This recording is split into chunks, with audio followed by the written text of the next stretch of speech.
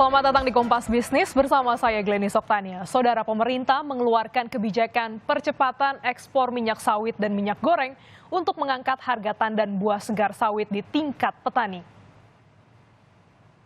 Sejak Presiden melarang ekspor minyak sawit dan turunannya pada April 2022, harga tandan buah segar sawit anjlok. Dari semula Rp3.000 per kilogram, kini menjadi sekitar Rp1.500 per kilogram. Pencabutan larangan ekspor 2 pekan lalu tidak serta-merta mengangkat harga sawit di kalangan petani, sebab tumpukan buah masih terjadi. Percepatan ekspor juga disertai dengan sanksi jika realisasi ekspor tidak sesuai dengan surat edaran. Sanksi akan berupa pemblokiran layanan ekspor sampai pembekuan persetujuan ekspor.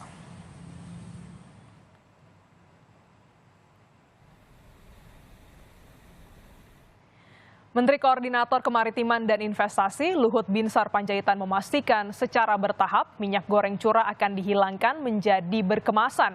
Luhut juga menegaskan akan serius menindak perusahaan minyak goreng dan sawit yang tidak mematuhi regulasi.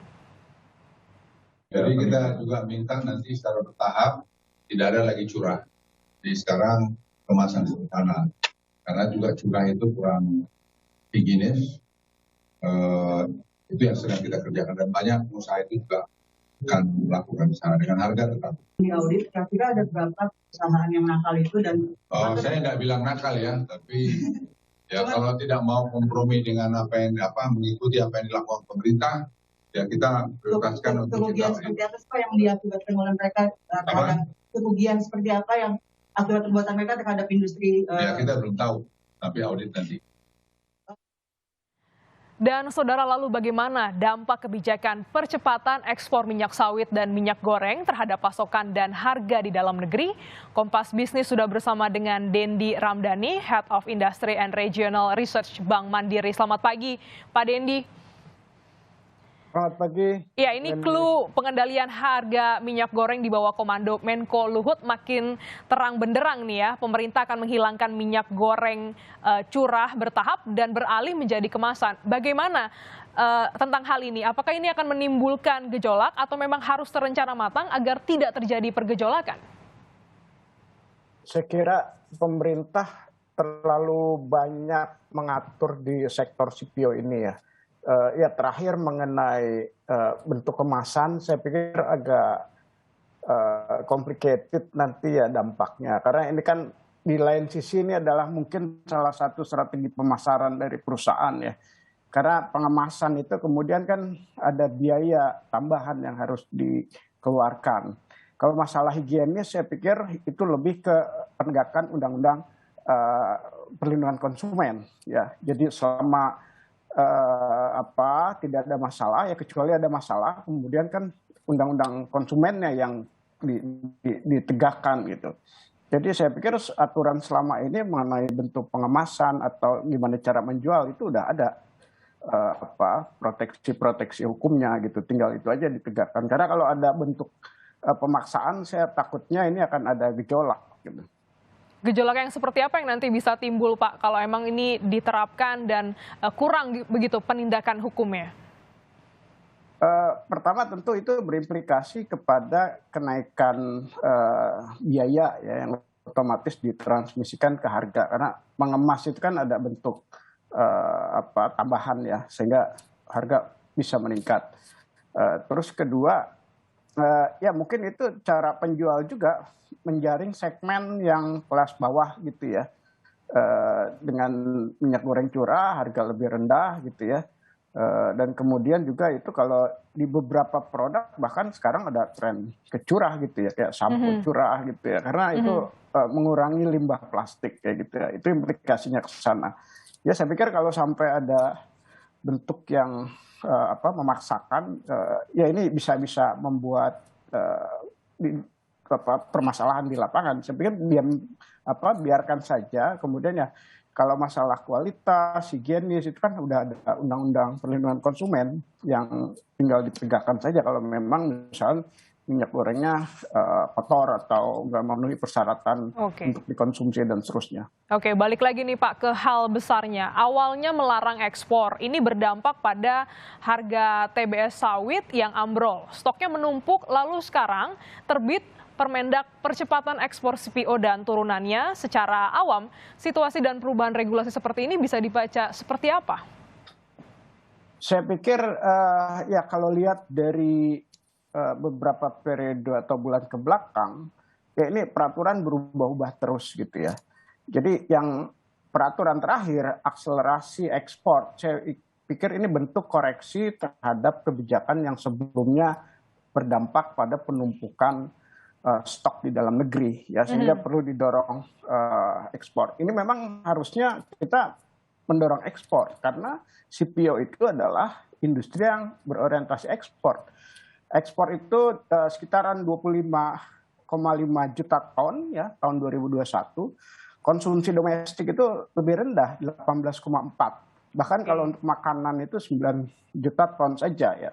Jadi ini orientasi ekspor, oleh karena itu memang ekspor harusnya didorong. Jadi kebijakan kemarin pelarangan ekspor DMO ya itu sebetulnya kontradiksi dengan sifat dari industri ini. Saya pikir apa yang dilakukan terakhir ini sudah tepat. Kita harus mendorong ekspor secepatnya, mengurangi barriers atau segala macam yang menghambat karena ini stok udah numpuk. Kalau didiamkan, CPO itu bisa kadar asamnya bisa meninggi ya atau bisa rusak busuk gitu. Oleh karena itu ini jadi biaya pada akhirnya nanti. Ini berpengaruh juga pada kualitasnya. Nah, tapi Pak, apakah kebijakan ini mampu menaikkan harga TBS? Perlu waktu berapa lama? Saya pikir ini nggak bakalan cepat ya. Paling cepat bisa 2-3 bulan ya. Karena kapasitas produksi itu kan ada batasnya juga gitu ya. Pabrik kelapa sawit, kemampuan mengolahnya gitu ya. Kapal juga ada batasnya ya, ada kapasitas yang nggak mudah dinaikkan gitu.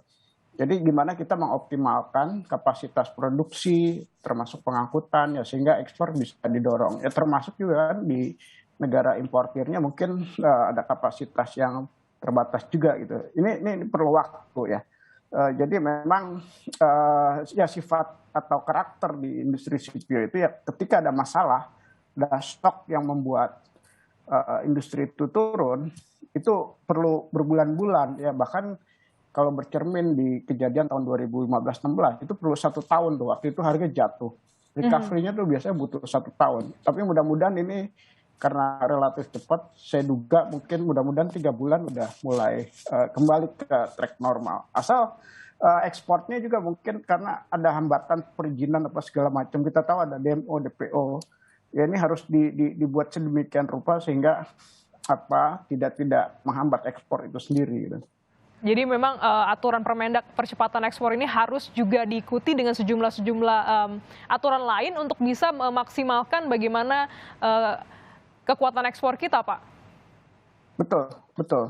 Sebetulnya kita punya daya saing yang begitu tinggi ya, karena itu sifatnya ini adalah industri yang orientasi ekspor. Ya itu filosofi yang memang harus dijaga betul ya, karena karakteristiknya ekspor itu lebih dominan dari domestik. Nah, oleh karena itu ya kita harus hati-hati dalam menentukan kebijakan. Karena kalau udah terjadi shock seperti kemarin, ini repot nih untuk mengembalikan lagi harga dan juga proses produksi ya di bawah itu butuh waktu. Dan yang rugi ini kebanyakan ya petani karena segala harga yang rendah itu ditransmisikan ke petani yang di hulu yang paling menderita. Lagi-lagi petani yang harus menanggung adanya begitu banyak otak-atik kebijakan. Semoga ini juga bisa berdampak baik ke depannya. Namun Pak, kami juga ingin tanyakan bagaimana dampak kebijakan percepatan ekspor ini. Namun jangan dijawab dulu, nanti Bapak bisa menjelaskan usai jeda. Dan saudara tetaplah bersama kami akan melanjutkan dialog ini. Saudara, kami masih dalam dialog terkait dengan kebijakan percepatan ekspor bersama dengan Bapak Dendi Ramdhani. Pak, ini bagaimana terkait dengan kebijakan percepatan ekspor ini? Apakah ini juga akan berpengaruh signifikan terhadap pasokan dan harga minyak goreng di tanah air? Saya pikir kita nggak pernah mengalami masalah dengan pasokan untuk domestik ya. Eh, Memang kemarin terjadi kelangkaan, tapi itu disebabkan oleh penetapan harga yang di bawah pasar gitu ya, sehingga ya orang dengan harga yang lebih rendah nggak mau ngejual gitu ya, padahal barangnya atau stoknya ada gitu. Jadi dari sisi stok tidak ada, tapi memang ya bisa aja harga mungkin meningkat karena di international market juga harga tinggi. Tapi itu sebetulnya tidak terlalu masalah karena kita ada mekanisme subsidi ya yang diambil dananya dari pungutan ekspor. Jadi mekanisme ini sebetulnya udah membuat win-win solution buat semua stakeholder ya. Jadi produsen bisa ekspor, tapi ada bagian yang diambil ya.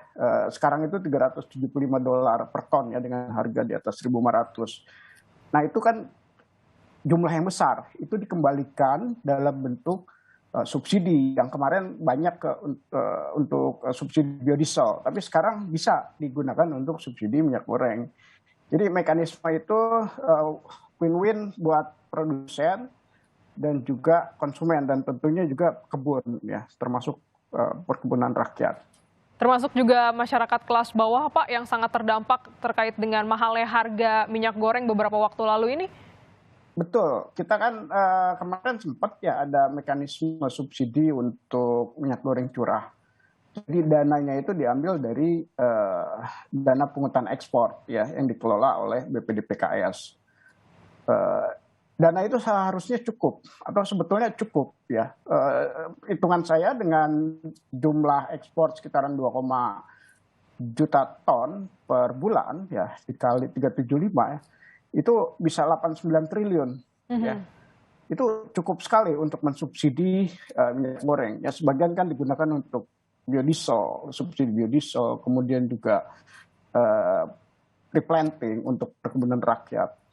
Jadi pungutan ini sangat besar jumlahnya saat ini. Jadi kita memang harus dorong ekspor karena tadi karakteristik industri ini orientasi ekspor ya.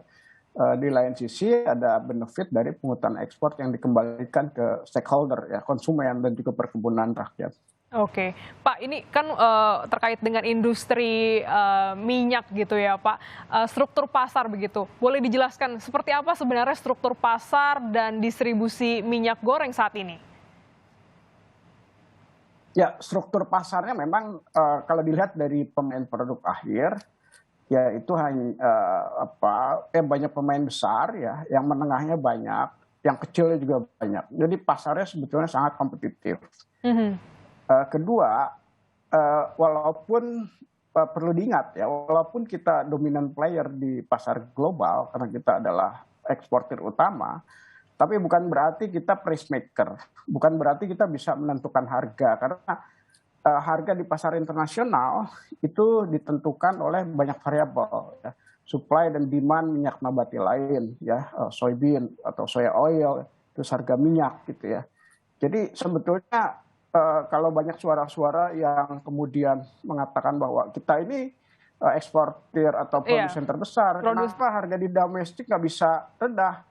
Logika berpikir itu saya pikir keliru karena harga ditentukan di pasar internasional dan banyak variabel di luar ekspor impor atau supply demand di CPO ini. Jadi kita sebenarnya price taker ya. Nah oleh karena itu ya kita harus adaptasi dengan situasi ini. Nah di lain sisi karena kita eksportir terbesar justru ya manfaatkan kesempatan harga yang tinggi ini walaupun ada dampak ke konsumen, mereka harus membayar tinggi, tapi kan ada mekanisme yang tadi itu ya, pungutan ekspor yang kemudian dikembalikan ke konsumen. Ya. Maaf Pak Denny, saya potong. Lantas bagaimana dengan posisi pemerintah? Kalau memang sangat bergantung pada pasar global, ada variabel-variabel lain, bagaimana posisi pemerintah dalam struktur pasar ini? Ya, saya pikir kebijakan yang melalui pungutan ekspor itu udah best policy ya.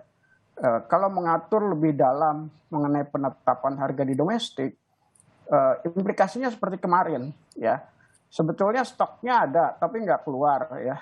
Kemudian stok numpuk, ya harga betulan jatuh ya. Jadi ke industri hulunya pun akan tertekan gitu ya. Nah oleh karena itu ya saya pikir mekanisme pajak ekspor yang kemudian dikembalikan dalam bentuk subsidi itu sudah betul-betul terbaik ya. Kalau intervensi dalam bentuk penetapan harga, bentuk kemasan yang harus demikian gitu ya, diatur terlalu jauh. Saya pikir intervensinya bisa membuat komplikasi yang rumit ya untuk produsen dan juga pekebun, petani dan seterusnya. Oke, jadi memang ini diharapkan kebijakan percepatan ekspor CPO dan minyak goreng ini bisa benar-benar mengembalikan lagi ya pasokan terkait dengan harga dan juga pasokan dan bisa mendinginkan gejolak dari minyak goreng di dalam negeri. Terima kasih Pak Denny Ramdhani telah bergabung di Kompas Bisnis pada pagi hari ini. Sehat selalu Bapak.